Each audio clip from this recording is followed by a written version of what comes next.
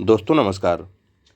हम अपने YouTube channel Patel जी के हिट फार्मूले के अंतर्गत मिशन फाइनेंशियल फ्रीडम चला रहे हैं। जैसा कि आप हमारे वीडियो सुन रहे हैं, देख रहे हैं तो समझ रहे होंगे। तो अपने इस मिशन के अंतर्गत हमने 3 पुस्तकें सफलतापूर्वक आपके लिए पूरी कर ली हैं। तो अब चौथी पुस्तक आ जाइए, सोचिए और अमीर बनिए, यानी थिंक एंड ग्रो रिच। ये नेपोलियन हिल ने लिखा था। दोस्तों इसके पहले हमने रिच डैड पुअर डैड पुस्तक अभी सफलतापूर्वक पूरी की है। तो आइए लेखक के बारे में जानते हैं। नेपोलियन हिल नई सोच वाले आंदोलन के क्षेत्र में एक बहुत ही सफल अमेरिकी लेखक थे। व्यक्तिगत सफल साहित्य की आधुनिक शैली के शुरुआती प्रस्तोताओं में से एक, उन्हें व्यापक रूप से सफल महान लेखकों में से एक माना जाता है। मनुष्य का मस्तिष्क जिस चीज़ की कल्पना और विश्वास कर सकता है वह उसे प्राप्त कर सकता है। यह हिल की कसौटीपूर्ण अभिव्यक्तियों में से एक है। वे दक्षिण पश्चिमी वर्जीनिया के पाउंड नामक स्थान पर एक बेहद गरीब परिवार में पैदा हुए थे। जब वे बहुत छोटे थे तभी उनकी मां की मृत्यु हो गई थी। युवावस्था में उन्हें ग्रामीण समाचार पत्रों के लिए माउंटेन रिपोर्टर के रूप में जाना जाता था। उनकी शिक्षा पर खर्च के लिए धन की कमी के कारण उन्हें कॉलेज छोड़ना पड़ा था। उनके कार्य के साथ वर्ष 1908 में हिल के जीवन में एक महत्वपूर्ण मोड़ आया, जब सुप्रसिद्ध और सफल लोगों के बारे में लेखों की एक श्रृंखला के एक भाग के रूप में उन्होंने उद्योगपति एंड्रू कार्नेगी का साक्षात्कार किया। उस समय कार्नेगी दुनिया के सबसे शक्तिशाली लोगों में से एक थे। हिल को पता चला कि कार्नेगी का मानना था कि सफलता की प्रक्रिया को एक सरल सूत्र में रेखांकित किया जा सकता है, जिसे समझने और प्राप्त करने में कोई भी सक्षम हो सकेगा।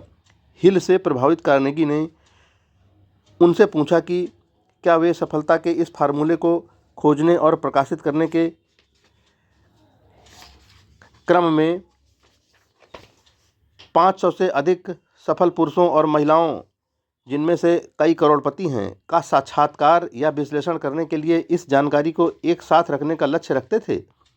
अपने शोध के हिस्से के रूप में हिल ने Thomas Edison, Alexander Graham Bell, George Eastman, Henry Ford, Elmer Gates, John D Rockefeller senior, Charles M Schwab, F.W..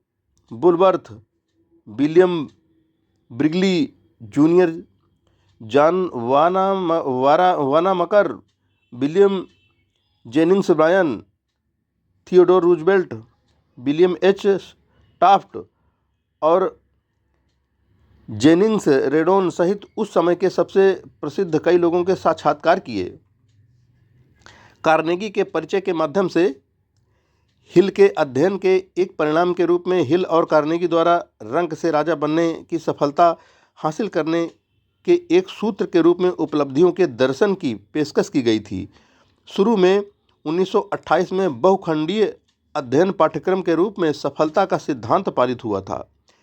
हिल ने बाद में अपनी सबसे प्रसिद्ध रचना थिंक एंड ग्रो रिच, सोचो और अमीर हो जाओ, प्रस्तुत की, जो सर्वकालिक सबसे अधिक बिकने वाली पुस्तकों में से एक है। हिल का काम निजी विश्वासों की शक्ति और व्यक्तिगत सफलता में निभाई गई उनकी भूमिका की जांच करना है।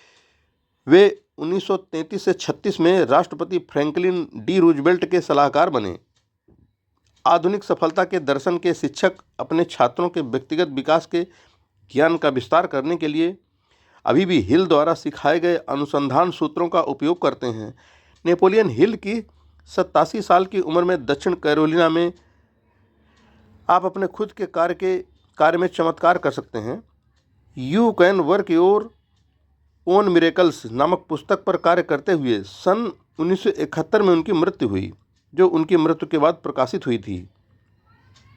दोस्तों यह था लेखक का संक्षिप्त परिचय।